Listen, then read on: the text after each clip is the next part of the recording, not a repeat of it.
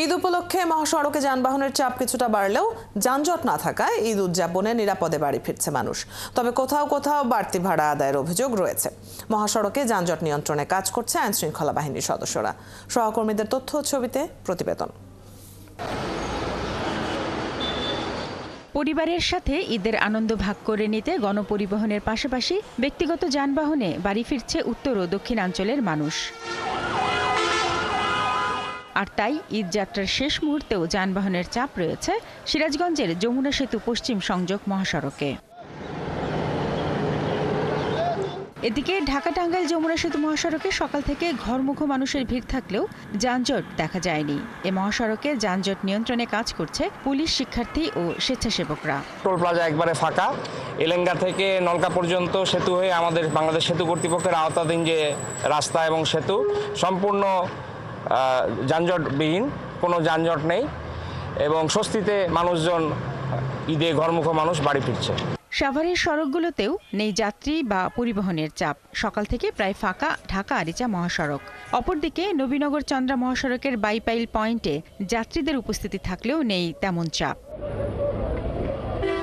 ঈদ যাত্রায় এবারে ময়মনসিংহের ঘরমুখো মানুষ সড়কের স্বস্তি পেলেও বাড়তি ভাড়া আদায় হয়েছে। বিভিন্ন স্থানে আইন শৃঙ্খলা রক্ষাকারী বাহিনীর সদস্যরা থাকলেও এর মধ্যে কৌশলে যাত্রীদের কাছ থেকে অতিরিক্ত টাকা নিয়েছে শ্রমিকরা।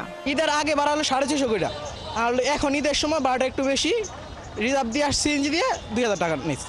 নর্মালি ভাড়া কিন্তু 100 টাকা, বাড়তি ভাড়া কিন্তু 100 টাকা নিচ্ছে। লম্বা ছুটি পাওয়ায় আগেভাগে স্বজনদের সাথে ঈদ করতে চলে গেছেন বহু মানুষ। এতে গাজীপুরের ঢাকা ময়মনসিংহ ও ঢাকা টাঙ্গাইল মহাসড়ক সকাল থেকে অনেকটাই ফাঁকা। সকাল থেকে ঢাকা মাওয়া এক্সপ্রেসওয়েতে যানবাহনের কিছুটা চাপ রয়েছে। তবে 7টি বুথে টোল আদায়ের মাধ্যমে দ্রুত যানবাহন পারাপার করছে কর্তৃপক্ষ, আর এতে খুশি যাত্রীরা। ঈদ যাত্রায় ঢাকা চট্টগ্রাম মহাসড়কের কুমিল্লার 105 কিলোমিটার মহাসড়কে চলাচল নিরাপদ রাখতে মহাসড়কের গুরুত্বপূর্ণ 12টি পয়েন্টে সতর্ক অবস্থায় ছিল আইন শৃঙ্খলা বাহিনী। নারের টানে বাবার কাছে ফিরে যাব, আবার ইনশাআল্লাহ ইচ্ছাতে চাকরি জীবনে ফিরে যাব।